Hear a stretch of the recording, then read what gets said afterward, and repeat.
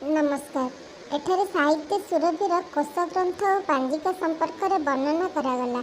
एहीपरि नुआ नुआ वीडियो देखा चाहते आम चैनल को लाइक करूँ, शेयर करूँ और सब्सक्राइब करने को भूलु नहीं। आ बेल आइकन को दबाई दियंतु। नमस्कार। आमे एठारे साहित्य सुरभिर कोश ग्रंथ और पांजिकार द्वितीय भाग को वर्णना कले। कामिनी कुमार राय केउं लिपि अभिधान लिखिथिले? रोमान लिपि। 1743 मसीह रोमान भाषा लिखित प्रथम कोश ग्रंथर नाम कौन? आंसपियान संकलित बंगला पर्तुगीज। अपजोन 1793 मसीह केउं अभिधान लिखिथिले? इंग्राजी बंगला भोकाबुलारी। हेनरी फोस्टर लिखिथिबा अभिधानटीर नाम कौन? English Bengali dictionary. Bengali English dictionary 1807 मसीह किए रचना करथिले? Henry Foster. 1799 मसीह फेब्रिकस केउं अभिधान रचना करथिले? तामिल इंग्राजी dictionary. And English Canarese school dictionary अभिधान केउं मसीह प्रकाशित हुए? 1826 मसीह। 1826 मसीह रेडमेंट फिजगलास रचना करिथिबा अभिधानर नाम कौन? An English Canarese school dictionary. Kannada English dictionary केउं मसीह प्रकाश पाइथिला? 1857 मसीह। रेउमेंड रिव और एंडरसन लिखिथिबा अभिधानर नाम कौन? Kannada English dictionary. A vocabulary of Gentoo English केउं मसीह प्रकाशित होइथिला? 1888 मसीह। तेलुगु इंग्लिश डिक्शनरी किए रचना करथिले? C P Brown. 1846 मसीह गुजराती इंग्राजी अभिधान किए लिखिथिले? मिर्जा काउरजिम। एसबी रोनसान रचना करिथिबा अभिधानर नाम कौन? A dictionary in Assamese Bengali. इंग्रेज माने प्रथमे केउं प्रकार अभिधान रचना रे मनोनिवेश करथिले? द्विभाषी अभिधान। बंगला भाषा अभिधान किए रचना करथिले?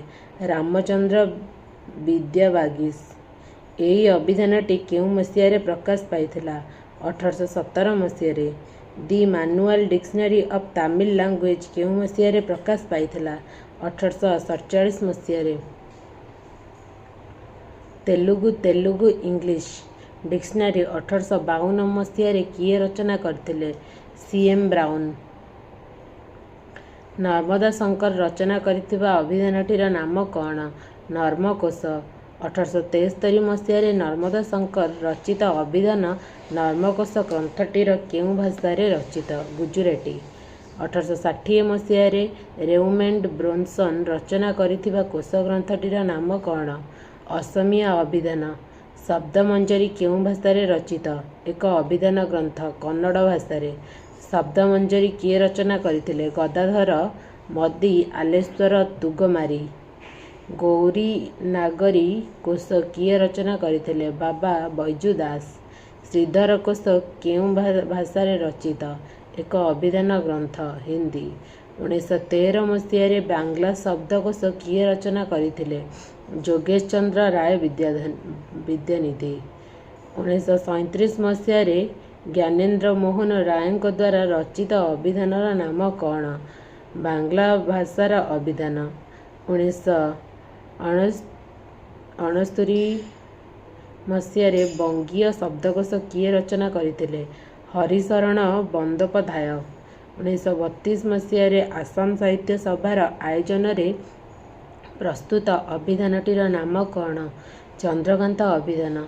चंद्रकांत अभिधानटी केउं भाषा रचना करा जायथिला? असमिया।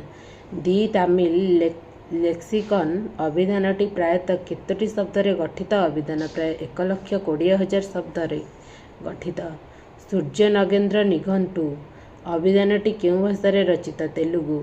एम लक्ष्मीपति शास्त्री एवं भी वेंकटेश्वर भेलु द्वय केउं अभिधानटी रचना करथिले? भेबिला निघंटु।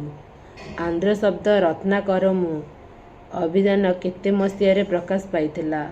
1968 ଭଗବତ ଗୋମଣ୍ଡଲ ଅଭିଧାନ କେଉଁ ଭାଷାରେ ଏକ ଅଭିଧାନ ଗ୍ରନ୍ଥ? ଗୁଜୁରାଟୀ।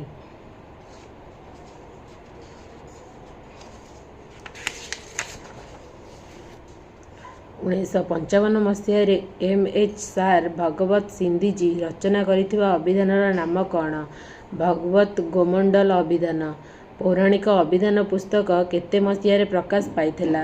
1958 ସୁଧୀର ଚନ୍ଦ୍ର ସରକାର ବଙ୍ଗଳା ଭାଷାରେ ରଚନା କରିଥିବା ଅଭିଧାନର ନାମ କ'ଣ? ପୌରାଣିକ ଅଭିଧାନ। ଗୌଡ଼ୀୟ ବୈଷ୍ଣବ ଅଭିଧାନ ପୁସ୍ତକ କିଏ ରଚନା କରିଥିଲେ? ହରିହର ଦାସ। ହରିହର ଦାସ ବଙ୍ଗଳା ଭାଷାରେ କେଉଁ ଅଭିଧାନ ରଚନା କରିଥିଲେ? ଗୌଡ଼ୀୟ ବୈଷ୍ଣବ ଅଭିଧାନ। ସୌରୀନ୍ଦ୍ର ମୋହନ ଠାକୁର ରଚନା କରିଥିବା ଅଭିଧାନଟିର ନାମ କ'ଣ? ମ୍ୟୁଜିକାଲ ଇନ୍ଷ୍ଟ୍ରୁମେଣ୍ଟ ଓ ଯନ୍ତ୍ରକୋଷ। ରବୀନ୍ଦ୍ର ରଚନାକୋଷ ଓ ବଙ୍କିମ ଶବ୍ଦକୋଷଟି କେଉଁ ଭାଷାରେ ଲିଖିତ ଅଭିଧାନ ଗ୍ରନ୍ଥ? ବଙ୍ଗଳା ଭାଷା। ଉପେନ୍ଦ୍ର ଭଞ୍ଜଙ୍କର ଗୀତାଭିଧାନ କୋଷଗ୍ରନ୍ଥଟି କେଉଁ ଶୈଳୀରେ ରଚିତ କୋଷଗ୍ରନ୍ଥ?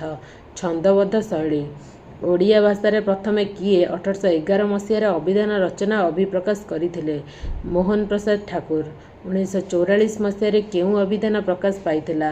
ସାଧୁ ଭାଷାର୍ଥାଭିଧାନ। ଚତୁର୍ଭୁଜ ପଟ୍ଟନାୟକଙ୍କ ଦ୍ୱାରା ରଚିତ ଅଭିଧାନର ନାମ କ'ଣ? ଶବ୍ଦନିଧି। ଶବ୍ଦନିଧି କେତେ ମସିହାରେ ପ୍ରକାଶିତ ହୋଇଥିଲା? 1884 ମସିହାରେ। ସଟନ ସାହେବ 49 ନିୟମରେ ଏକ ଅଭିଧାନ ଲେଖିଥିଲେ, ତାହାର ନାମ କ'ଣ? Odia ବର୍ଣ୍ଣମାଳା।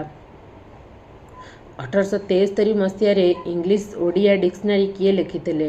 ଡି.ଆର୍.ଏନ୍.ଜେ.ଏସ୍. Raut.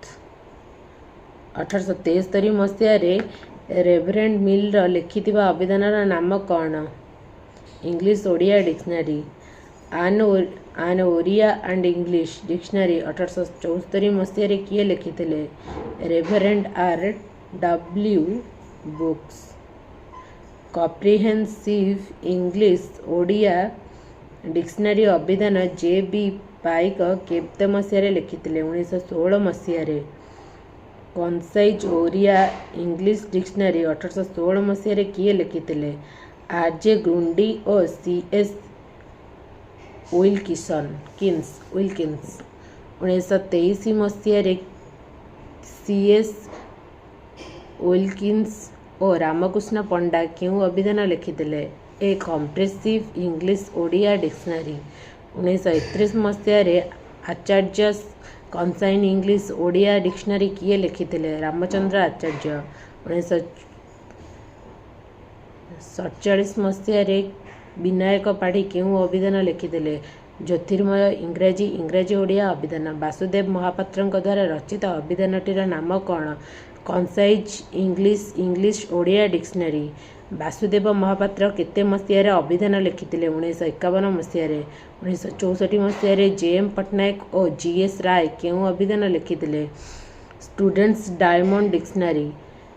Modern English Odia dictionary କିଏ ରଚନା କରିଥିଲେ? ବିନାୟକ ଆଚାର୍ଯ୍ୟ। ବିନାୟକ ଆଚାର୍ଯ୍ୟ କେତେ ମସିହାରେ ଅଭିଧାନ ଲେଖିଥିଲେ? 1966 ମସିହାରେ। ଷ୍ଟୁଡେଣ୍ଟସ୍ ଓଡ଼ିଆ ଇଂଲିଶ ଡିକ୍ସନାରୀ କିଏ ଲେଖିଥିଲେ? Ramprasad Singh. An Odia dictionary with Odia synonyms of the use of the school କିଏ ଲେଖିଥିଲେ? Reverend W. ମିଲାର ଓ ରଘୁନାଥ ମିଶ୍ର। ଚତୁର୍ଭୁଜ ପଟ୍ଟନାୟକ ଓ ଶିବନାରାୟଣ ନାୟକଙ୍କ ଦ୍ୱାରା ରଚିତ ଅଭିଧାନର ନାମ କ'ଣ? ଶବ୍ଦନିଧି। ଶବ୍ଦନିଧି ଅଭିଧାନଟି କେତେ ମସିହାରେ ଲିଖିତ? 1883 ମସିହାରେ। ଜଗନ୍ନାଥ ରାଓଙ୍କ ଦ୍ୱାରା ଲିଖିତ ଅଭିଧାନଟିର ନାମ କ'ଣ? ଉତ୍କଳ ଅଭିଧାନ। ଉତ୍କଳ ଅଭିଧାନ କେତେ ମସିହାରେ ଲେଖା ହୋଇଥିଲା? 1991 ମସିହାରେ। ସୁଖବୋଧ ଅଭିଧାନ କିଏ ଲେଖିଥିଲେ? ମଧୁସୂଦନ ରାଓ। ମଧୁସୂଦନ ରାଓଙ୍କ ଦ୍ୱାରା ଲିଖିତ ସୁଖବୋଧ ଅଭିଧାନ କେତେ ମସିହାରେ ଲେଖା ହୋଇଥିଲା? 1912 ମସିହାରେ। ଶବ୍ଦତତ୍ତ୍ୱବୋଧ ଅଭିଧାନର ସ୍ରଷ୍ଟା କିଏ? ପଣ୍ଡିତ ଗୋପୀନାଥ ନନ୍ଦ ଶର୍ମା। ଶବ୍ଦତତ୍ତ୍ୱବୋଧ ଅଭିଧାନଟି କେତେ ମସିହାରେ ରଚିତ ହୋଇଥିଲା? 1916 ମସିହାରେ। ରହୁଛି, ନମସ୍କାର। ଏହିପରି ନୂଆ ନୂଆ ଭିଡ଼ିଓ ଦେଖିବାକୁ ଚାହୁଁଛନ୍ତି ଯଦି ଆମ ଚ୍ୟାନେଲକୁ ଲାଇକ୍ କରନ୍ତୁ, ସେୟାର କରନ୍ତୁ ଆଉ ସବସ୍କ୍ରାଇବ୍ କରିବାକୁ ଭୁଲନ୍ତୁ ନାହିଁ ଆଉ ବେଲ୍ ଆଇକନ୍କୁ ଦବାଇ ଦିଅନ୍ତୁ।